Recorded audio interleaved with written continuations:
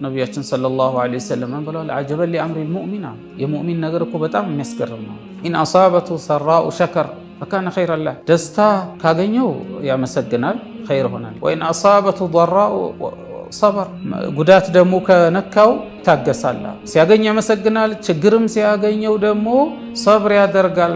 ኸይር ሆነ ሰላም ሆነ ከአላህ ጋር ማለት። ሲያገኝም አልተጣላም ከአላህ፣ ሲቸገርም ከአላህ አልተጣላም፣ በሰብር ነው ያሳለፈው፣ ለሱ ኸይር ሆነለት። ወለይሰ ዛሊከ ሊአሐድን ኢላ ሊልሙእሚን፣ ይሄ የሙእሚኖች መገለጫ ነው። ይሄ የሙእሚኖች ባህሪ ብቻ ነው። በአላህ ያላመኑ ሰዎችማ ትንሽ በቃቸዋል፣ ተሰኹጥ ያደርጋሉ፣ መጥፎ ነገር ይናገራሉ፣ የማይሆን ነገር ይጠቀማሉ ማለት ነው። ወደ ተከለከለ ነገር ይገባሉ፣ አላህ ወደማይወደው ነገር ውስጥ ይከተታሉ ማለት ነው። እና ሰብር ማድረግ አለብን። በተለይ የሆነን ነገር ለማግኘት ከፈለግን ታገሰን ነው የምናገኘው። ካልታገስን ማግኘት አንችልም። ካልታገስን ከአላህ ነው የምንጣላውና አውቀን ሁሉ ነገር አላህ ስለሆነ ያመጣው ብለን የአላህን ውሳኔ መውደድ አለብን።